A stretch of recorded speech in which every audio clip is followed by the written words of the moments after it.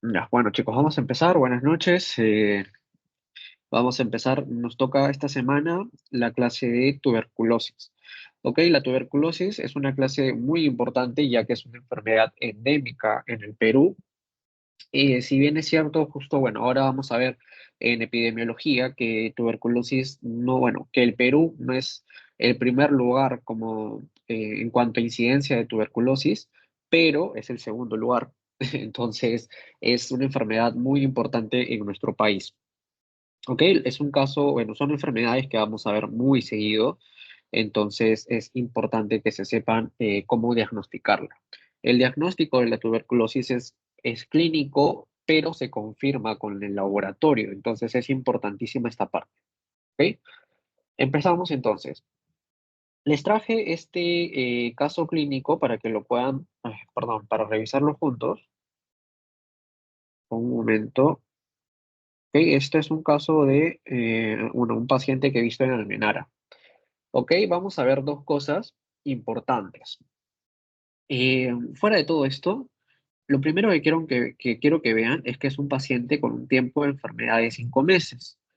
Si hablamos de tiempo de enfermedades de 5 meses, ¿es una enfermedad aguda o una enfermedad crónica? Por favor, si alguien me puede responder. Crónica. Crónica. Crónico. Crónica, exacto, ¿no? Crónicas son enfermedades mayores a 3 meses usualmente, ¿no? Entonces estamos ante una enfermedad crónica. Fuera de esta sintomatología que nos va presentando, vemos que tiene pérdida de peso. Cuando te digan que tu paciente tiene pérdida de peso, pensamos en dos cosas muy importantes. Una es la TB y otra es el cáncer, ¿ok? Son dos situaciones importantes que tenemos que pensar cuando hay pérdida de peso. Ahora, hay que seguir desmenuzando este caso, ¿ok? Paciente, mujer, adulta mayor, 79 años, sin antecedentes patológicos, previamente hospitalizada en febrero 2024.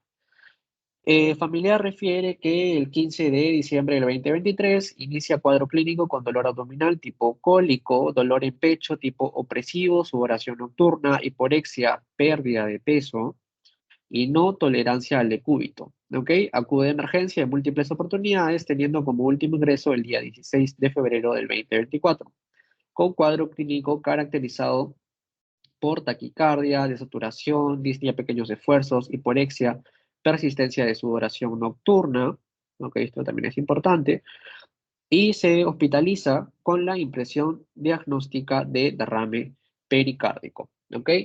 Es sometida a diversos estudios, se le realiza cirugía de ventana pericárdica el día 23 de febrero, donde se le realiza drenaje de líquido pericárdico serohemático, es decir, sangre de 700 centímetros cúbicos, bastante aproximadamente, y muestra para estudio paciente cursa con complicaciones intrahospitalarias durante su estadía en servicio con resultados de líquido pericárdico y biopsia de pericardio con resultados incisional, pericarditis crónica, granulomatosa caseificante. ¿Ok? Cuando ustedes vean granulomatosa junto con caseificante, tienen que pensar al toque en TB. ¿Ok? Eso les va a servir para muchos exámenes, en verdad. Cuando vean caseificante con granulomatoso y encima les hablan de una pérdida de peso, tienen que pensar en TB. ¿Ok? Es lo primero que tienen que pensar, TB. Puede haber otras cosas otras enfermedades que te den un patrón granulomatoso, sí, lo van a ver en nefro con otras enfermedades.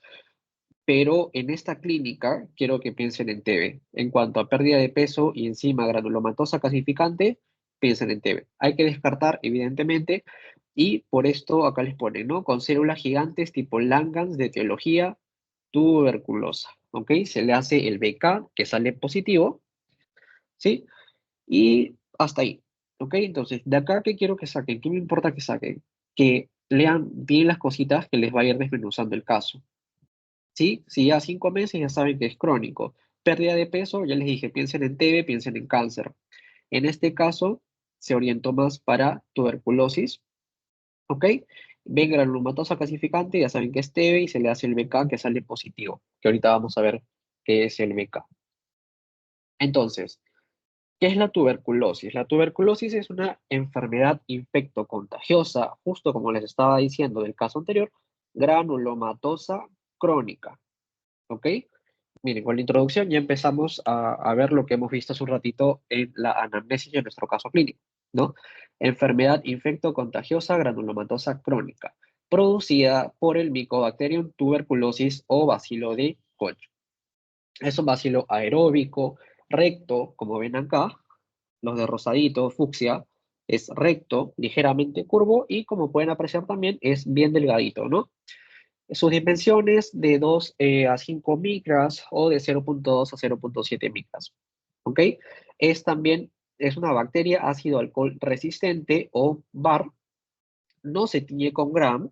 Ya vamos a ver la tinción que tiene, pero no se tiñe con Gram. Es inmóvil, no forma esporas y no es capsulado, como lo ven acá. No es capsulado. Es de crecimiento lento. ¿Ok?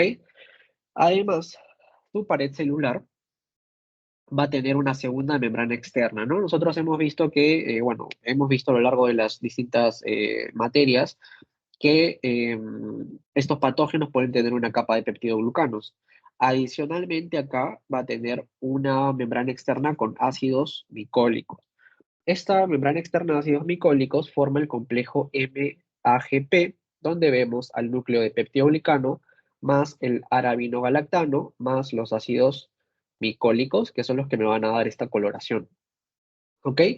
Esto también me va a servir, o le va a servir a la bacteria para formar resistencia.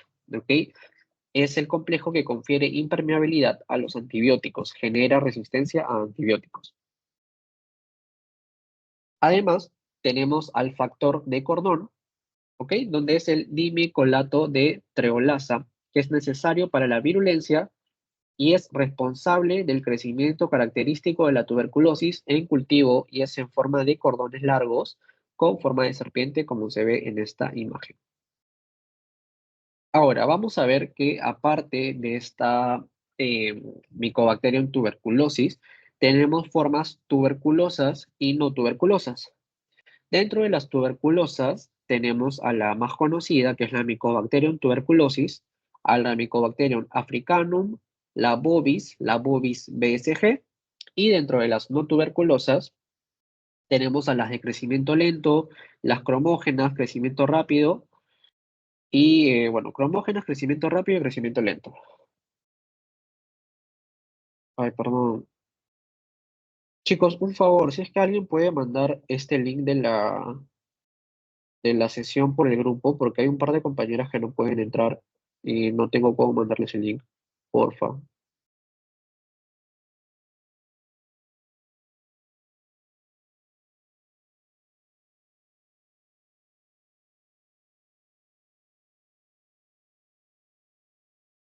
Gracias.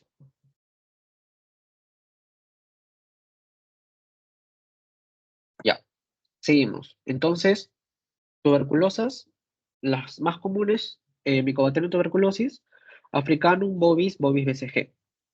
Dentro de las no tuberculosas tenemos toda esta lista. Con las que quiero que se queden es con la Kansasi, Gordonae, y vamos a ver una más, que ahorita no me acuerdo cuál es. Ahorita no me acuerdo, lo vamos a ver en la siguiente imagen, pero es entre Gordonae y Kansas. Ok, ahorita vamos a ver una más. Estas no tuberculosas son atípicas, están en el ambiente y también pueden ser oportunistas, ¿no? Ya sabemos que oportunistas son las que van a atacar a los pacientes inmunodeprimidos.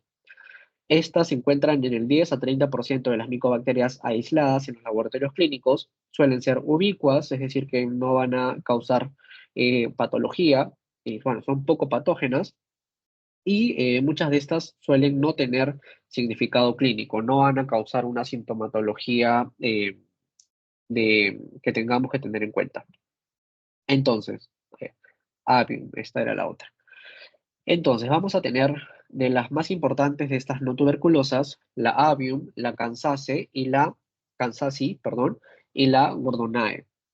La Avium viene de fuentes ambientales, ¿ok? Como el agua, por ejemplo. Es de baja patogenicidad, no va a causar mucha sintomatología y fue la causa más frecuente de infección por micobacterias durante la aparición del SIDA en Estados Unidos. Es de morfología cocobacilar y pertenece a colonias heterogéneas. La Kansasi tiene un cuadro clínico similar a la TB. Su aislamiento es a partir de muestras respiratorias y suele tener significancia clínica. Se debe procurar su aislamiento repetido y su morfología en la baciloscopía es característica. Todas estas formas distintas se van a reconocer en la baciloscopía, ¿ok? La baciloscopía en el cultivo sobre todo nos va a decir específicamente qué tipo de Mycobacterium es el que estamos presentando. El último es el Gordonae, que es el más frecuente y no tiene significancia clínica, ¿ok? Ya. En cuanto a la epidemiología, chicos, como les había comentado, en el mundo la tuberculosis es la segunda causa de muerte infecciosa. Era la primera, pero bueno, vino el COVID, ¿no? Entonces, es la segunda causa de muerte infecciosa luego del COVID. Em, y bueno, luego sigue el VIH. Segunda causa de muerte infecciosa. Sin tratamiento tiene una mortalidad del 50%, pero con tratamiento se puede curar el 85% de los pacientes. Tenemos un promedio de 10,6 millones de enfermos al año, que es un tercio de la población mundial que está infectada. 55% varones, 12% en niños. ¿Ok? Y además, en el territorio de las Américas, que representa un 3% de todos los infectados, Perú es el segundo lugar, como ya les había comentado. ¿Ok? En todo lo que es el territorio americano, el Perú tiene la segunda tasa de incidencia más alta en cuanto a tuberculosis. El primer lugar lo va a tener Brasil. Ahora, este es el epidemiología en el mundo. En Perú, eh, lo que tenemos que saber es que Perú es el país con mayor tasa de tuberculosis resistente o multiresistente de la región. Esto es un gran problema porque vamos a ver casi al finalizar que el tratamiento típico de la tuberculosis usamos la rifampicina, el etambutol, la isoniazida, ¿ok? Y en este caso, al ser resistente a la rifampicina, por ejemplo, nos va a cambiar todo el esquema de tratamiento. Y como esto es muy común en Perú, es importante hacerle el antibiograma al paciente o más pruebas más específicas que ya vamos a ver, como el GeneXpert, por ejemplo. Eso es lo más importante acá. Y bueno, que sepan que evidentemente la tuberculosis más común, porque a ver, la tuberculosis es una enfermedad diseminada por todo el organismo, puede atacar a distintos órganos, pero la más importante va a ser, o la de mayor incidencia va a ser la pulmonar. ¿Ok? La tuberculosis la vamos a diferenciar en pulmonar y extrapulmonar. La principal es la pulmonar, pero también puede ser pleural, puede ser renal, que es la tercera más común extrapulmonar, que la van a ver ahora en Medicina 2 cuando vean renal y les van a hacer preguntas de TB, y eso. Pero la más común, que sepan, pulmonar. Ahora, estos son los cuadros, ¿ok? Países con carga alta estimada de tuberculosis, les había comentado, en América, primer puesto Brasil, segundo puesto Perú, ¿ok? Y en cuanto a países con mayor carga de tuberculosis resistente a la rifampicina, tenemos al Perú como puesto número 1, ¿ok? Eso es a tener en cuenta al momento del tratamiento. En cuanto a la patogenia, vamos a tener que la transmisión es por gotículas. Gotículas que van a estar agrupadas de 5 a 10 micras, y estas son las gotas de Flügger, ¿ok? Gotas de Flügger agrupadas de 5 a 10 micras, que son las que vemos acá de color amarillo. ¿Ok? Tenemos al paciente, el paciente que está infectado, tose, ¿no? Expectora las gotículas infectadas, las gotas de Flügger. Estas gotas de Flügger en el aire, por el sol, se desecan y se convierten en partículas de Wells. Partículas de Wells de 1 a 5 micras, ¿ok? Que estas partículas de Wells ya resecadas, disecadas, son las que van a causar la infección. ¿Ok? Esa es en cuanto a la patogenia. Como les había comentado, la TB se puede manifestar en cualquier órgano, pero tiene una prevalencia de entre el 80 y 85% en los pulmones. y solamente se va a infectar 1 de cada 10 personas, sobre todo, bueno, los que tengan factores de riesgo, ¿no? Que son mayormente los inmunodeprimidos, como pacientes con cáncer, VIH, etcétera. Nosotros, por ejemplo, que somos bueno, personal de salud, por así decirlo, vamos al hospital unas 3, 4 veces a la semana, tenemos mucha carga, mucha posibilidad de tener tuberculosis, pero no la expresamos. ¿Por qué? Porque la mayoría somos inmunocompetentes, ¿verdad? Entonces no expresamos la tuberculosis como tal, pero podemos tener cierta carga. Eh, entonces acá vamos a ver lo que son los factores de riesgo. Tenemos la susceptibilidad, que es lo que les estaba conversando de la inmunidad, ¿ok? El estado inmune. Como les decía, en pacientes inmunodeprimidos, esta enfermedad va a surgir, por así decirlo. Tenemos también la infección, el tiempo de contagio, ¿ok? ¿Cuánto tiempo vamos a estar eh, en contacto con un paciente infectado? Y aquí viene algo importante también, que es el ambiente, el factor de hacinamiento. Cuando venga un paciente que les diga, ¿no? Estoy tosiendo hace 2, 3 semanas, pero no tengo fiebre, en realidad no sé el motivo, pero vivo en San Juan del Lurigancho o vivo en el Agustino. Ustedes ahí al toque tienen que pensar en tuberculosis. Y esto no es por tratar de discriminar en alguna forma ni nada, pero, ¿qué pasa? Que estos pacientes, al venir de unas zonas donde comparten 10 personas, una casa chiquita con pocos cuartos, se da el factor de hacinamiento. El hacinamiento es eso, justamente, que en un sitio muy chico vivan tantas personas estando encerradas, pudiendo, esto hace que aumente factor de riesgo para infecciones, ¿verdad? Porque están todos muy pegados en un sitio. Entonces, el riesgo de contagio es mucho más alto, son zonas endémicas. Bueno, y el otro tema es la exposición, ¿no? La proximidad, frecuencia y duración de la exposición. La clínica. Como les decía, la clínica, bueno, esto es en cuanto a Estados Unidos, presencia de tos que dure 3 semanas o más. En el Perú, por la alta prevalencia, son 2 semanas. ¿Ok? Si viene un paciente, como les decía, 2 semanas que tiene tos y encima viene de una zona endémica, tuberculosis. Piensen en tuberculosis y empiecen a hacer su descarte. ¿Ok? Entonces, clínica, tenemos tos de al menos 2 semanas en el caso del Perú.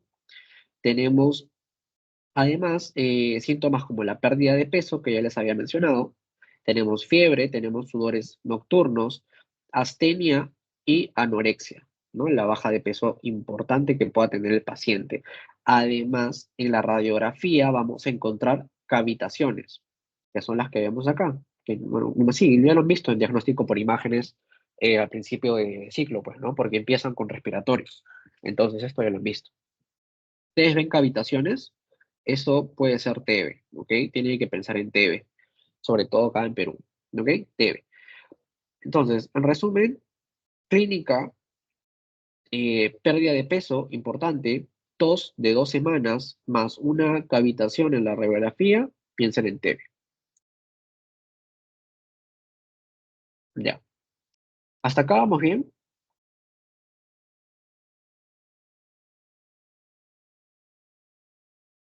¿Sí, chicos? ¿No? Sí. Sí, todo claro.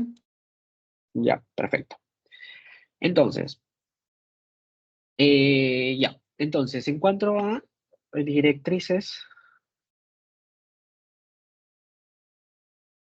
ya. Perdónenme, es que me sigue escribiendo su compañera que no puede entrar.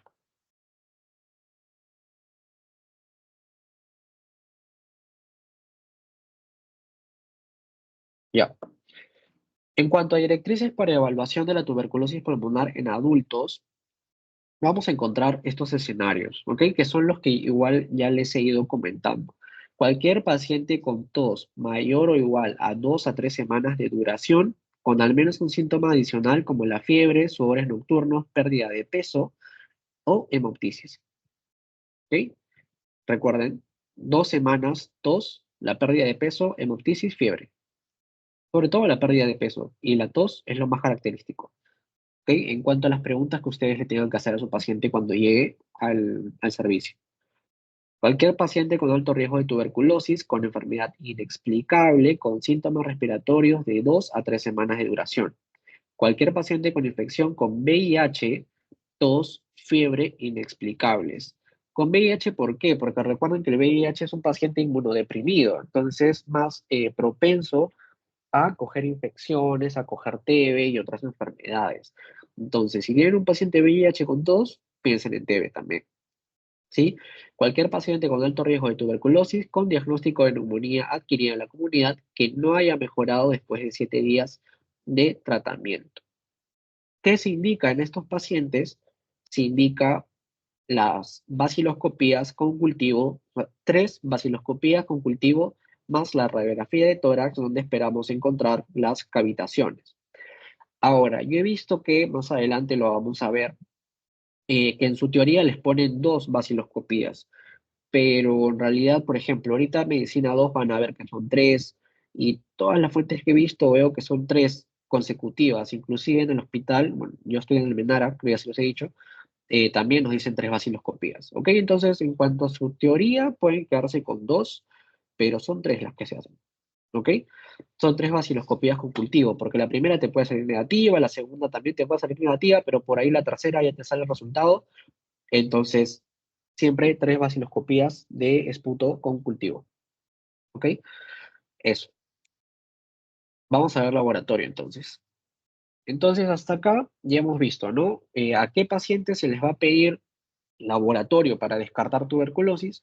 Al que me venga con tos mayor a 2 semanas, que me venga con fiebre, que venga, que me diga que ha bajado de peso en los últimos meses, que ha bajado de repente 5 kilos en 2 meses, que te diga que es de zona endémica, ¿no? Que es o de la selva de repente, o si es de Lima, que es de San Juan de Urigancho, el Agustino, San Martín de Porres, estas zonas con alta probabilidad de hacinamiento, piensen en TB. Ahora, ya tienen su sospecha de TB, ahora, ¿qué van a pedir? Van a pedir la baciloscopía, ¿ok? Baciloscopía directa de la muestra de esputo. Esto en cuanto a TB pulmonar, porque evidentemente si tienes una sospecha de una TB renal, no le vas a pedir esputo, le vas a pedir orina, ¿ok? Entonces, esto estamos hablando en cuanto a TB pulmonar por ser la más común, ¿ok? Entonces, tenemos una baciloscopía de muestra de esputo que debe ser procesada mediante la técnica de tinción de Sil-Nielsen. La coloración que se va a usar es la fucsina fenicada, 0.3%. ¿Ok? Muestra de esputo, baciloscopía directa, con tinción, con técnica de Sil-Nielsen. La tinción que se usa, colorante que se usa, es la fucsina fenicada, 0.3%. ¿Ok? Se puede usar también la auramina, pero esta necesita una microscopía de fluorescencia, que no es muy común de tener a la mano. Esta coloración es seguida de una decoloración con alcohol y la subsecuente aplicación de azul de metileno, lo que nos va a dar esta coloración, ¿dónde estás? Esta coloración azulita que tenemos, ¿ok? Listo.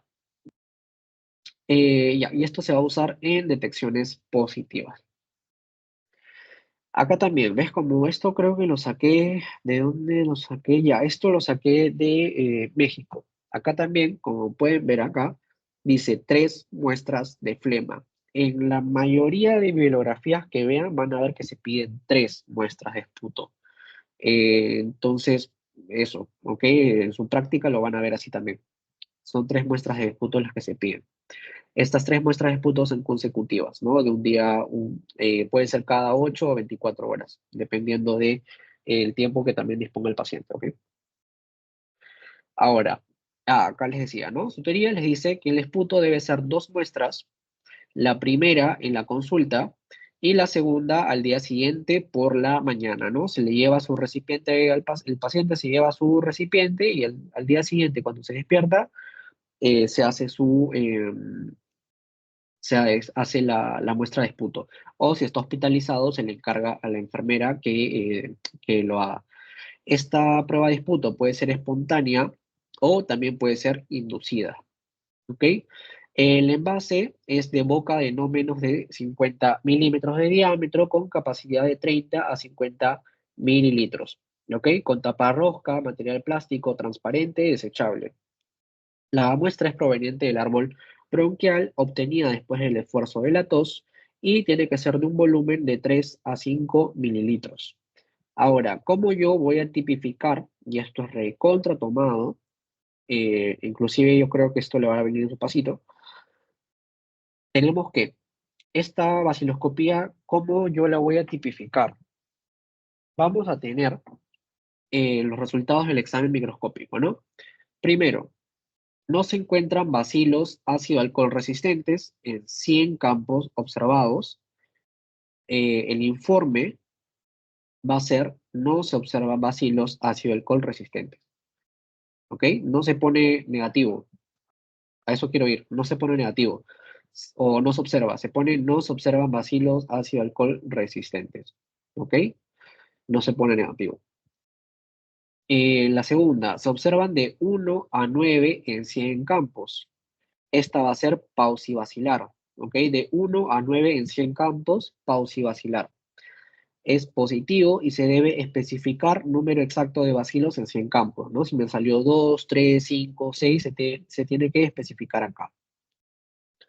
La tercera muestra que tenemos es, se observa entre 10 y 99 en 100 campos. Esto es positivo, una cruz.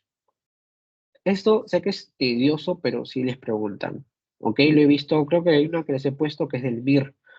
No sé si alguien tiene pensado hacer su residencia en España, pero les va a servir esto. Entonces, eso. ¿Sí? De 10 a 99 en 100 campos, positivo, una cruz. Luego, de 1 a 10 en 50 campos, positivo, dos cruces. Y más de 10 en 20 campos, positivo, tres cruces. ¿Ok? Estos son los resultados y esto es como yo lo voy a informar. ¿Sí? No se encuentra en 100, no se observa. De 1 a 9 en 100, pausivacilar. De 10 a 99 en 100, positivo, una cruz. De 1 a 10 en 50 campos, positivo, dos cruces. De 10, más de 10 en 20 campos, positivo, tres cruces. Luego de la vaciloscopía, vamos a tener al cultivo. El cultivo, chicos, es el gold estándar. ¿Ok? Es el gold estándar para el diagnóstico de tuberculosis, pero demora muchísimo. ¿Ok? Demora mucho. Por eso es que el cultivo se está dejando de lado un poco y se está tratando de pasar a lo que es el GeneXpert, porque el GeneXpert demora 2 horas. Entonces, y aparte, te sale con el antibiograma de la resistencia del paciente. Entonces, te da el positivo de tuberculosis y encima te dice qué medicamento le puedes dar. Entonces, se está tratando de pasar al GeneXpert, pero es mucho más caro. Entonces, por eso como que todavía no se está usando mucho. Tenemos entonces el cultivo como gol estándar de medio sólido para la TB activa. Es de crecimiento lento, mayor a 7 días. Tenemos como medios al Lowenstein Jensen y al Middlebrook en agar y caldo. Son aerobios estrictos, el tiempo de duplicación es de 15 a 18 horas, temperatura óptima 37 grados centígrados y como vemos acá, son colonias rugosas en forma de coliflor, color crema y secas. ¿Ok? Solo va a detectar bacilos vivos y como les había comentado, va a demorar 8 semanas en cuanto al medio sólido. ¿Ok? Medio sólido demora un aproximado de 8 semanas. Estamos hablando que tu paciente se demoraría en tener un diagnóstico recién a los 2 meses. Por esto les digo, demora muchísimo.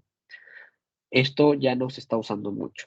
¿Ok? Lo que se usa es el medio líquido. El medio líquido MGIT demora entre 15 a 30 días. Igual sigue siendo un tiempo largo, ¿no? Comparado con el GeneXpert, que son 2 horas, es un tiempo muy largo.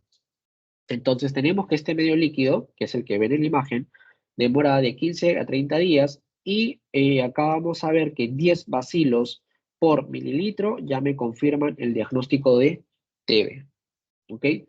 En cuanto al medio sólido, vamos a tener dos formas, con huevo y con agar. Con huevo vamos a tener que se pone huevo, fécula de papa y sales de glicerol. Esta es la más usada, ¿ok? La Lowenstein-Jensen. Esta va a ser la más importante, la más usada en este caso. Tiene una vida media de 6 meses, es medio difícil de preparar, lo cual es una desventaja. Las pruebas fenotípicas que provienen de estos medios son fidedignas, son muy confiables y tienen buena recuperación de especies. Con agar vamos a tener que es útil para la prueba de sensibilidad. Lo malo es que tiene un precio muy alto, por lo cual no se suele usar mucho. Acá encontramos a Middlebrook, pero bueno, como les digo, precio alto. Acá queremos ahorrar, no se usa mucho, se usa más Lowenstein-Jensen. Y además tiene una mayor tasa de contaminación. Indicaciones para este cultivo de tuberculosis vamos a tener para el diagnóstico y para el control de tratamiento. ¿Ok? Para el diagnóstico, bueno, son las que ya les he comentado, ¿no? Ya en qué casos viene el paciente. Y para el control de tratamiento son para personas con mala evolución, que tú le estás dando tratamiento y no viene bien, no presenta respuesta. ¿Ok? Además, para muestras periódicas mensuales de todos los pacientes en tratamiento para TB resistente o que reciben medicamentos de segunda línea. ¿Ok? Me va a servir para monitorear a mi paciente, para ver cómo va el paciente, ¿ok? Si está mejorando o no. Para eso voy a usar esta prueba. La PPD. La PPD, la prueba de tuberculina o derivado proteico purificado, se obtiene en el medio del cultivo sintético, ¿ok? Recuerden, sintético del Mycobacterium tuberculosis esterilizado y concentrado. Es una reacción de hipersensibilidad retardada. Es como las pruebas de alergia, por así decirlo, ¿ok? Es una reacción de hipersensibilidad retardada. Suele ser usada para el diagnóstico de TB latente, tiene una sensibilidad del 77% y especificidad de 68%, y lo más importante es que va a estar indicado en pacientes inmunodeprimidos y en pacientes pediátricos. Se va a realizar mediante la técnica de Mantoux, que es la que vemos acá. ¿Ok? La PPD se inyecta bueno, es una inyección intradérmica con una aguja de calibre 27, como se ve acá en la cara anterior del antebrazo. ¿Ok? Son 2 unidades de tuberculina las que se colocan en una zona libre de lesiones. Luego de yo colocar esta PPD en el antebrazo, tengo que esperar que se genere esta reacción antígeno de la tuberculina. No es como les decía, como la prueba de alergenos. Tenemos que esperar la respuesta. Una vez que haya una respuesta, se realiza la lectura midiendo el diámetro transversal, como se ve en la imagen, de esta induración. ¿Ok? El resultado va a ser en milímetros y vamos a observar en cuanto a los resultados que si la induración es mayor o igual a 5 milímetros, va a ser positivo en pacientes VIH positivos.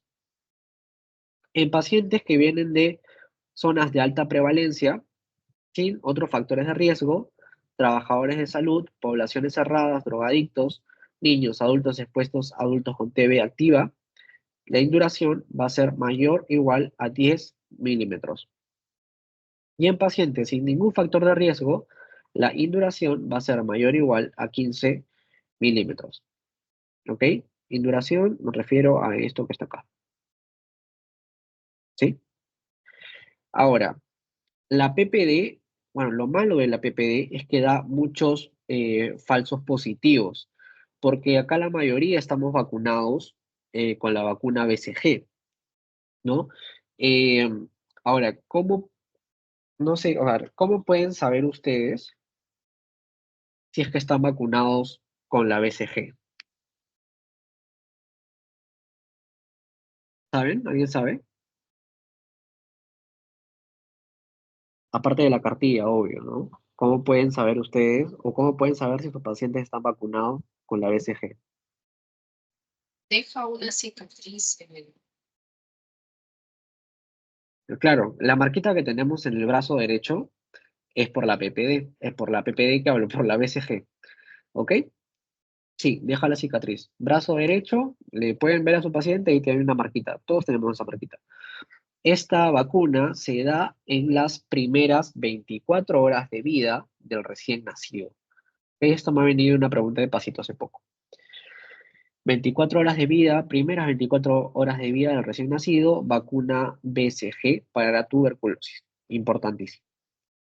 Ahora, bueno, por esta razón la PPD da mucho falso positivo, realmente no se usa mucho. eh, no he visto ningún laboratorio con esto, en verdad, porque como les digo, por ejemplo, ¿no? A nosotros como personal de salud nos hacen un PPD, la mayoría va a salir positivo. Al menos yo estaba en 2 de mayo el ciclo pasado, he visto muchos casos de tuberculosis, probablemente salga con PPD alto. Entonces, no, no tiene mucha significancia, ¿ok? Bueno, seguimos. Falsos positivos por individuos vacunados con BCG, infección por micobacterias ambientales oportunistas, como las que vimos las micobacterias no tuberculosas, individuos no sensibilizados a tuberculosis que reciben transfusiones sanguíneas de pacientes sensibilizados, rotura de vaso o infección en la zona de inyección. ¿Ok? Por esto, como les digo, que se lleven de PPD, que como no se asusten si es que les sale positivo, ¿ok? Porque somos personal de salud que estamos en contacto con pacientes tuberculosos muchas veces, entonces nos va a salir positivo. Ya. Luego tenemos a la IGRA. La IGRA detecta en sangre periférica el interferón gamma producido por la LTCD4 positivo. No va a diferenciar entre una TB latente y activa, igual que la PPD, ¿ok? No diferencia mucho. Se usa usualmente para una TB latente, pero no es de mucho uso, ¿ok? Los niveles son medidos en sangre mediante una prueba de ELISA, donde vamos a tener el cuantiferón, o por marcación de anticuerpos, que es el T-spot. Tiene una especificidad del 99%. Es importante el diagnóstico de TB latente y predicción de progresión en contactos. Va a medir la respuesta inmune celular. Entonces, acá vamos a tener al cuantiferón y al T-spot. Vamos a ver que primero, en cuanto a comparaciones, el cuantiferón tiene que ser procesado en las primeras 16 horas. En cambio, el T-spot en 8 horas, ¿ok? Tiene que ser más rápido en cuanto a diferencias. Ambos van a ser una mezcla única de péptidos sintéticos que representan el ESAT6 y el CFP10, ¿ok? Ahí ambos están iguales. El cuantiferón va a medir la concentración de interferón, ¿sí? Y el T-spot mide el número de células productoras de interferón gamma. En cuanto a criterios de interpretación, vamos a ver la respuesta al antígeno de TB, que es de 25 a 50% del valor nulo, y se va a interpretar como positivo, e inferiores a valor 25% son negativos. ¿Ok? Positivo 25-50, menor a 25, negativo. En este caso de T-spot, vamos a ver que los resultados se van a interpretar restando el recuento de manchas que vamos a tener acá en el testigo negativo del recuento de manchas en paneles A y B, donde el positivo va a ser mayor a 8 y el negativo va a ser menor a 4. ¿Ok? T-spot es la medición del número de células productoras de interferón. Vamos a tener estas manchas. Depende de este número de manchas, tenemos más de 8 positivo, menos de 4 negativo.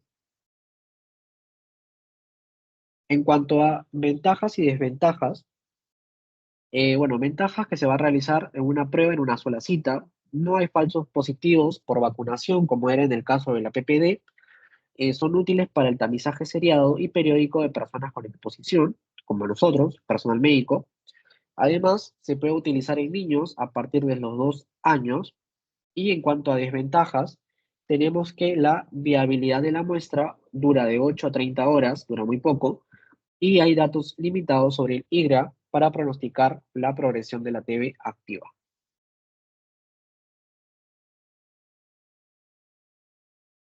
Ya. Luego vamos a tener otra prueba que es el MODS. Esta es una prueba fenotípica de tamizaje simultáneo para el diagnóstico de la tuberculosis y la resistencia a la rifampicina y a la isoniazida. ¿Ok? Sirve para diagnóstico de TB y para resistencia de medicamentos, en este caso rifampicina e isoniazida. Se va a realizar en pruebas de esputo con baciloscopía positiva y las muestras obtenidas antes o durante el tratamiento anti-TB. ¿Ok? Este es MODS. La última que vamos a ver es la prueba molecular rápida automatizada. Acá vamos a ver el GeneXpert, que es lo que les comentaba, que es lo que probablemente sea el futuro en cuanto al diagnóstico de tuberculosis. ¿Sí? Vamos a ver entonces estas tres importantes, que son la GeneXpert MTB RIF. Como les decía, acá el resultado va a ser en 2 horas, ¿ok? Resultado en 2 horas para la detección de BK positivo y va a servir para la resistencia a la rifampicina, ¿ok? MTB-RIF te da el diagnóstico en 2 horas de TB positivo y te da diagnóstico de resistencia a rifampicina, rifampicina. Ahora, ¿qué te detecta este GeneXpert? Te va a detectar el gen RPO beta, ¿ok? Gen RPO beta que va a ser el causante del 90% de la resistencia, ¿ok? Esto acá. Ya, ese es el GeneXpert MTB RIF. El Genotype MDR-TB Plus, ¿ok? Si es Plus, siempre piensen en que es lo anterior, pero con algo más, ¿no? Entonces, en este caso va a ser, como les digo, lo anterior, el MTB RIF, con la diferencia de que acá vamos a tener también a la resistencia a la isoniazida, ¿ok? ¿Sí se entiende? RIF es solamente resistencia a rifampicina y el plus es resistencia a rifampicina más isoniazida. Esta prueba de genotype es un ejemplo de ensayo con sondas en línea LPA, que son tiras reactivas de nitrocelulosa, ¿ok? Que además se pide completar con el PCR. Por último, esto es algo que no les mencionan, tenemos al genotype MTBDR de segunda línea. Esta nos va a dar la resistencia, bueno, el diagnóstico de tuberculosis, más la resistencia a las fluoroquinolonas, los aminoglucósidos y al etambutol. Listo. Hasta acá, ¿alguna pregunta? ¿Todo claro? ¿Repito algo?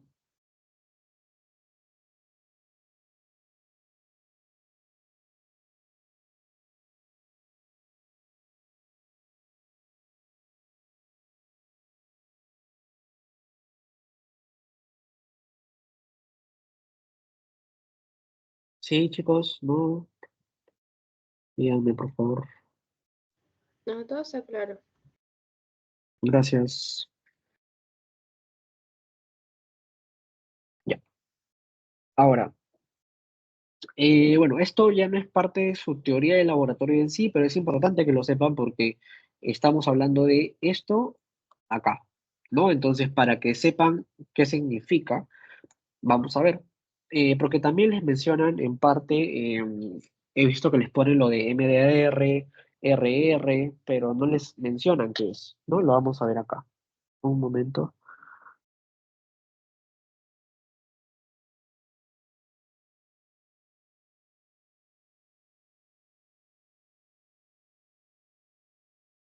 Ya. Entonces, cuando ustedes vean TBRR, MDR, XDR, etcétera, les habla de resistencias.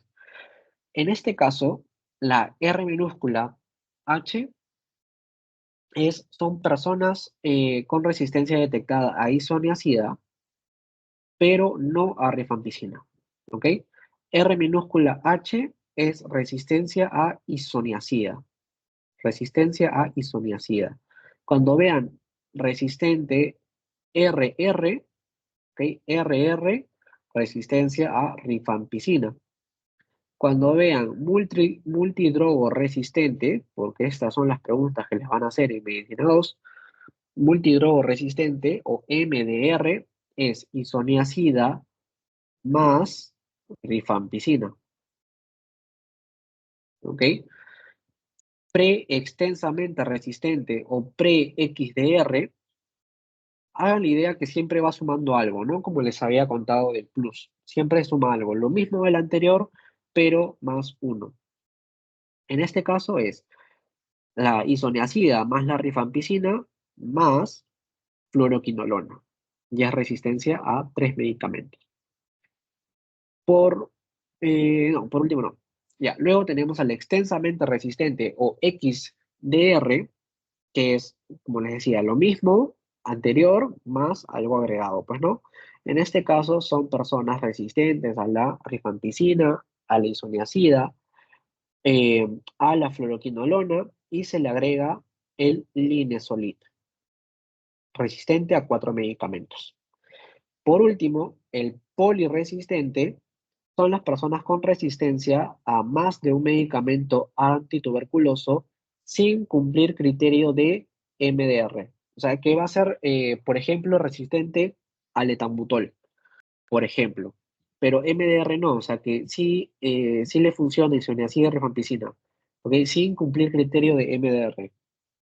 Es a más de un medicamento antituberculoso. Eso, en cuanto a resistencia de medicamentos. Ahora, en cuanto a tratamiento, ¿ok? Ya vimos todo lo que es laboratorio, ya vimos resistencias y ahora tratamiento. Tratamiento también es recontra preguntado siempre, ¿ok? Siempre, siempre es preguntado todo de tratamiento. El tratamiento vamos a tener, bueno, 3 tipos básicamente. Tenemos el que es para pacientes con VIH, sin VIH y para los que son resistentes. Cuando no tiene VIH mi paciente, bueno, en ambos casos de VIH o no VIH, el tratamiento va a ser de 6 meses en total. Es un montón de medicamentos con el que el paciente se va a casa. ¿Ok? Ambos casos, 6 meses de tratamiento. Lo importante, o la diferencia, mejor dicho, es que en ambos tenemos 2 fases. En la primera fase de ambos, el tratamiento va a ser de 2 meses diario con un total de 50 dosis. ¿Ok? 2 meses diario con un total de 50 dosis en ambos casos, cuando no tiene VIH y cuando tiene VIH. Ambos casos, primera fase, 2 meses. La diferencia está en la segunda fase. ¿Ok? En el caso de sin VIH, son 4 meses de tratamiento, 3 veces por semana, 54 dosis. Esta fue pregunta de el segundo examen de medicina 2. Ya. Ahora, cuando tiene VIH, la diferencia va a ser que el tratamiento en la segunda fase va a ser diario, 100 dosis. 100 dosis van a ser tratamiento diario, ¿ok? Tratamiento diario. ¿Por qué se le da tratamiento diario? Porque evidentemente si una persona con VIH que está inmunodeprimida, como ya lo hemos conversado, va a necesitar mayor cantidad de tratamiento, ¿no? Entonces, 100 dosis diarias igual 4 meses en ambos casos. Ahora, ¿cuáles son los medicamentos? Son 4 medicamentos el que va a usar el paciente. Es isoniazida, que representa la H, la rifampicina, que es la R, el etambutol, que es la E, y la Z de piracinamida. ¿Ok? Por ejemplo, ¿no? Este caso de paciente poliresistente, de repente puede ser resistente a etambutol y a piracinamida, ¿no? Es resistente a más de un tratamiento, más de un fármaco que no sea isoniazida y rifampicina, ¿no? Por ejemplo. ¿Ok? Eso es sin VIH con VIH. Ahora, bueno, estas son las dosis, esto no lo vamos a tocar simplemente para que lo tengan ahí, que también les pueden preguntar, y que sepan que cuando hay resistencia a rifampicina, isoniazida, etcétera, estos son los medicamentos que se van a usar. Esto también para cuando vean medicina 2, todo lo que es tuberculosis al revés y derecho, chicos. Todo, todo. Y eso que, bueno, acá, seguido de este cuadro, están las contraindicaciones y factores adversos de cada uno de los medicamentos. Van a ver que hay medicamentos que son más hepatotóxicos que otros.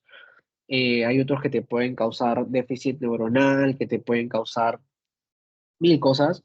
Cada uno tiene que saberse sí o sí sus efectos adversos porque es lo que te pregunta. Con eso terminamos la teoría de Tebe. Vamos a ver las preguntas. Quiero saber igual si hay algo que quieran que repita antes de ver las preguntas, que son unas 11. ¿Algo que quieran que repita, chicos?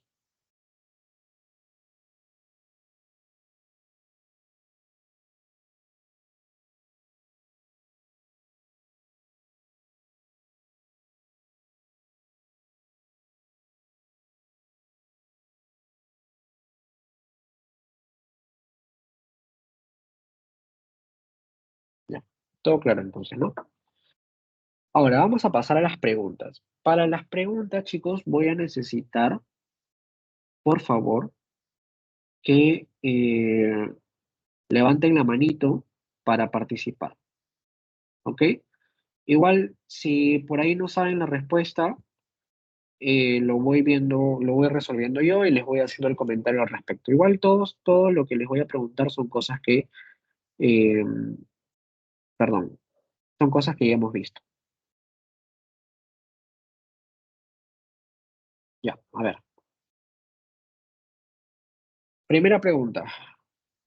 Varón de 56 años presenta desde hace 4 meses fiebre, sudoración nocturna, pérdida de peso, acude por episodios de hemoptisis, al examen, estertores en el lóbulo superior, cavitaciones en el lóbulo superior. ¿Cuál es el agente infeccioso más probable?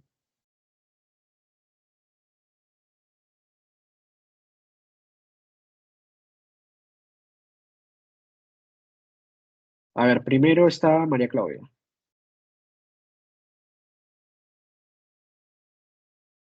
Sí, dime. Cobacterium tuberculosis A. La A, perfecto. Dame un ratito para apuntarte.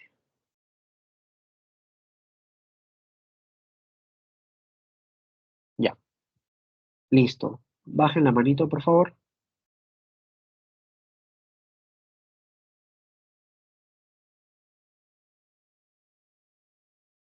Ya, perfecto. Pasamos a la segunda.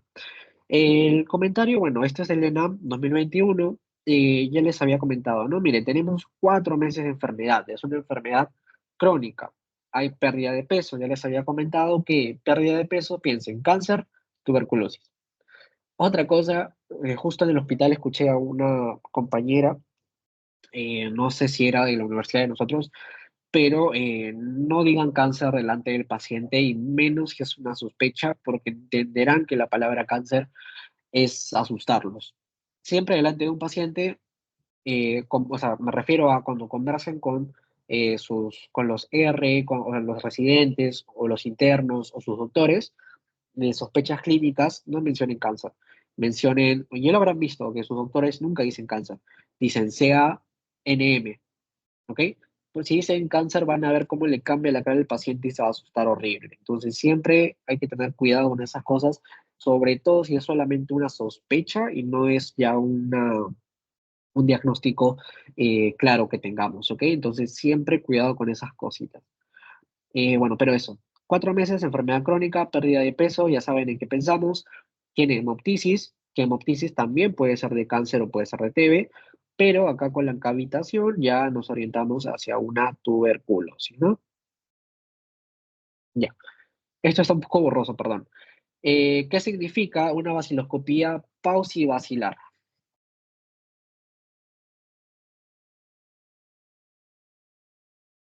A ver, Mariela, ¿Podría ser la A? la A, correcto, la A. Esta no me acuerdo de dónde la saqué, pero bueno, la A, ¿no? Se observa de 1 a 9 bacilos alcoholresistentes en 100 campos observados, ¿no? Es el cuadrito que les presenté. Siguiente. Ratito, ya, ahora sí, que bajen la mano y ya está. ¿Qué significa que un paciente tenga tuberculosis multidrogoresistente? Mariela, Esta es la B. la B. Muy bien. Ya habíamos visto, ¿no? Multidrogoresistente, que era la MDR, resistencia a la isoniazida y a la rifampicina. ¿Ok? Como les digo, estas son preguntas de medicina 2. Esto no es de laboratorio como tal, pero bueno, nos están pidiendo que hagamos más ejercicios de ENAM, entonces es lo que puedo encontrar para ayudarlo. Cuarta, ¿cuál de estas micobacterias no pertenece al complejo micobacteriano tuberculoso? Mariela, Es la B. la B, Kansasi. Muy bien. Habíamos conversado que íbamos a tener dos grupos, ¿no? Los tuberculosos y los no tuberculosos. Los tuberculosos iban a ser el Mycobacterium tuberculosis, el bovis, el BCG y el africanum. Los no tuberculosos iban a ser el Kansasi, el Gordonae, el Avium, etcétera, etcétera, ¿no? Entonces, este es, por ejemplo, es del MIR de España 2017. Acá. Siguiente. Si luego de observar el microscopio y la vaciloscopia de esputo del paciente no encontramos bacilos ácido alcoholresistentes en los campos que se observaron, en 100 campos, ¿cómo debe reportarse? Mariela, dime. La E. La E, no se observa. Bien, no se observan. Sí, claro, habíamos visto que cuando, bueno, les había comentado, ¿no? No se pone inconcluso, no se pone negativo, se pone no se observa. ¿Ok? Texto. Si al observar el microscopio, la vaciloscopia de esputo del paciente encuentra en promedio de 1 a 10 por campo, ¿cuántos campos útiles debo examinar como mínimo? Dime, Mariela. La B. La B, 50 campos. Muy bien. Estas preguntas que ven de azulito son de pasitos. ¿Ok? Es de pasito. Siguiente. Si al observar el microscopio, la vaciloscopia de esputo del paciente, encuentro en promedio de 1 a 10 bar por campo, ¿cuántos campos útiles debo examinar como mínimo? Mariela. Ay, la B. La D. Ah, la D, sí. Ujú, la D. Ya. Igual todo esto es el cuadrito, ¿no? Eso lo tenemos claro. Siguiente. ¿Cuál es el fármaco utilizado en el tratamiento contra la tuberculosis cuya sensibilidad o resistencia por parte de la micobacteria es investigada mediante GeneXpert? Mariela. Esa era la D, ¿no? Sí, la rifampicina. Sí, claro. La isoniazida habíamos dicho que tenía que ser con MDR, que iba a ser rifampicina e isoniazida. Tetraciclina ni siquiera la hemos tocado. Piracinamida no la vamos a ver en cuanto a resistencias. O en todo caso tendría que ser poli, pero igual no tendría nada que ver acá. Y etambutol tampoco, pues, ¿no? Seguimos. Baja la manito, porfa, para seguir. Ya, perfecto. Ya. Al observar el microscopio y la vaciloscopia de esputo del paciente, encuentro en promedio más de 10 por campo. ¿Cuántos campos útiles debo examinar como mínimo? Dime, Mariela. La D. La de 20 campos. Exacto. Ya.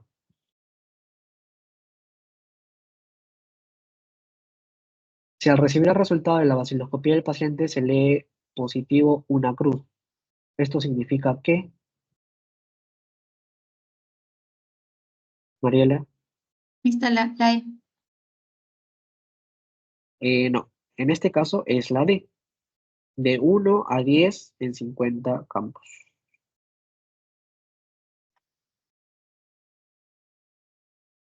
¿Ok? Pero De creo que 1 en a el 10. cuadrito de teoría era la. Me parece que era la E. A ver, lo revisamos, ¿ya? Un Sí. ratito, era 9, positivo, un positivo. ¿Dónde estamos? 1, 10 a 99.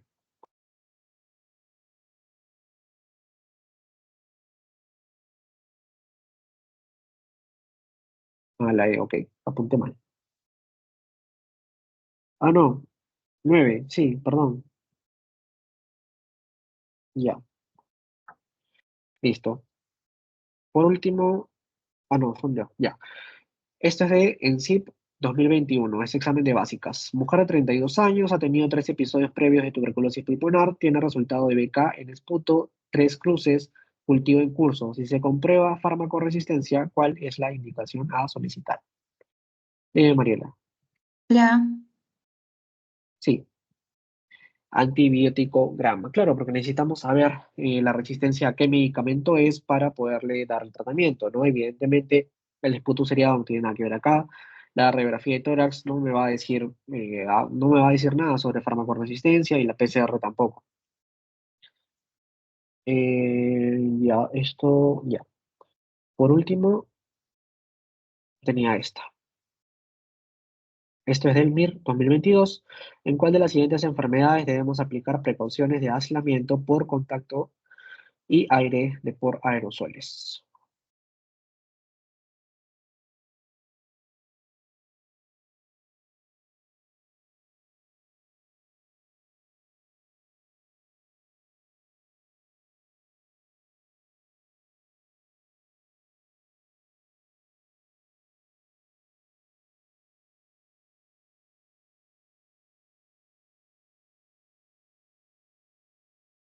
¿No? ¿sería 5. la varicela? No. En este caso, sería. ¿Alguien más quiere responder? Ah, ¿puede ser el sarampión? No. En este caso, sería tuberculosis. ¿Ok? Porque habíamos ya comentado que la tuberculosis, el medio de infección, era por aerosoles, no era por las gotículas. Las gotículas que iban en el aire por la disecación se convertía en wells y esto era el medio de infección.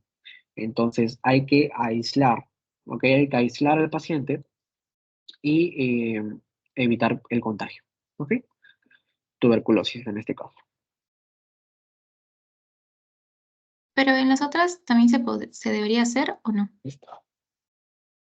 En cuanto a aerosoles, no. La pregunta es por aerosoles, Ah, ok.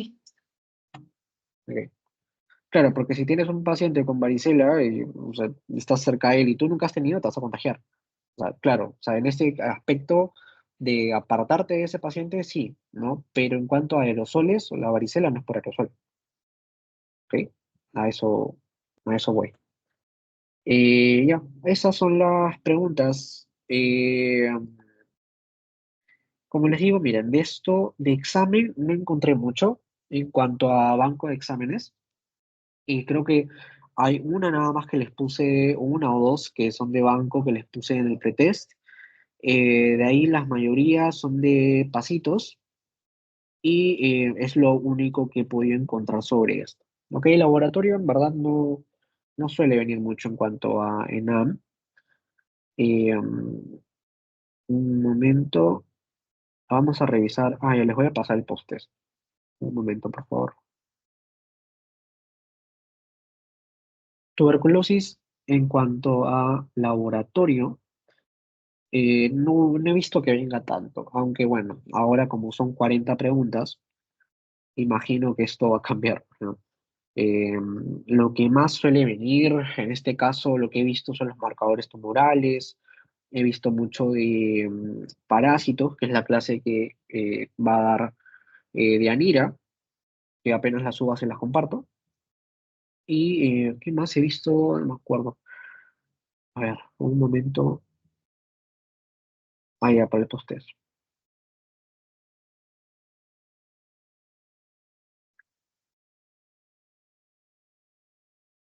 La del sistema nervioso central, ya no la llegué a armar. Voy a ver si la puedo colocar en la siguiente semana, antes de la clase que tienen. Bueno, no me acuerdo qué toca, creo que toca marcadores tumorales la siguiente, no me acuerdo. pero antes de esa clase voy a ver si ahí les pongo la del sistema nervioso central. Es más que nada lo que es meningitis, son signos clínicos que lo van a ver ahora en medicina 1, lo van a ver al final en neuro, entonces lo sacan con eso, pero igual voy a tratar de meter la clase ahí. Ya, les acabo de pasar el post-test, vamos a revisarlo de todas formas. Ya, tenemos Jonás, 51 años, transportista de carga, acude a consulta por tos con expectoración purulenta de 12 días, ¿no? Ya estamos hablando de un aproximado de 2 semanas. Refiere que su esposa está en tratamiento de TB hace 3 meses, ya tenemos contacto, pero no ha mejorado. Se solicita vaciloscopía y cultivo. ¿Cuál es el mejor medio sólido para cultivar tuberculosis? En este caso sería el Lowenstein-Jensen, ¿no? También teníamos a Middlebrook, pero habíamos conversado de que era una prueba más costosa, etcétera, y que la mejor iba a ser Lowenstein-Jensen. ¿Ok? Por esto, ay, esto no estoy compartiendo pantalla. Un momento.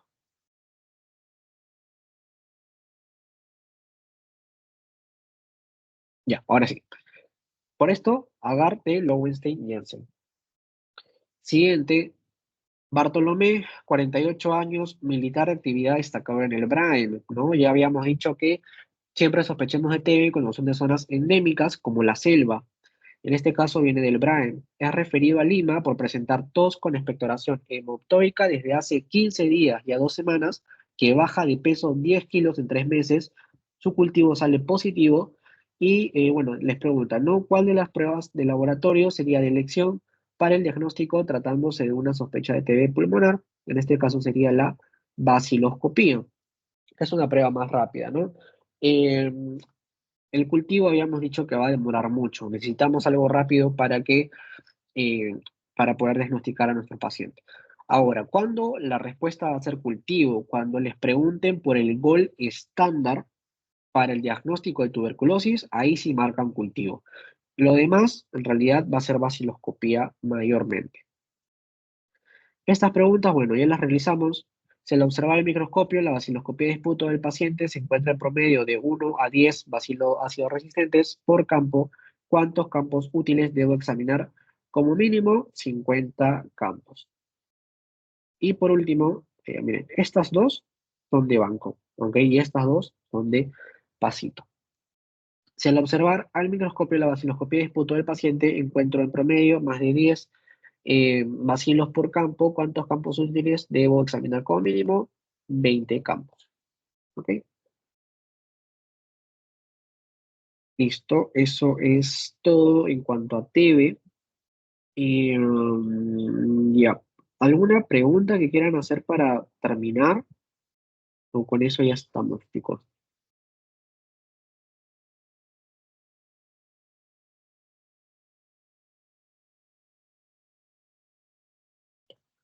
Bueno, entonces con eso vamos terminando. Como les digo, para el laboratorio no hay tantas preguntas de esto, pero cuando lo vean en el siguiente ciclo de Medicina 2, sí, al revés el derecho, tanto para el primer examen como para el segundo, porque van a tener TB pulmonar en el primero y en el segundo van a tener TB renal. ¿Ok? Entonces, a tenerlo en cuenta. Igual, conserven todo lo que les paso, porque esto lo he sacado, por ejemplo, de Medicina 2. Entonces, las cosas están por ahí. Yo, por ejemplo, estoy viendo hemato, entonces ahí estoy usando los resúmenes que les di de anemia. Claro que ahora lo vemos más extendido, porque, por ejemplo, en anemia hemolítica se divide en autoinmune, en no inmune, en caliente, en fría, etcétera.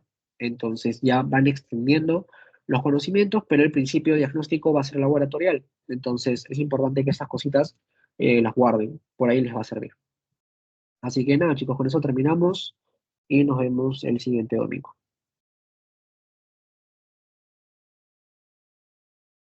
Gracias. Gracias. Gracias.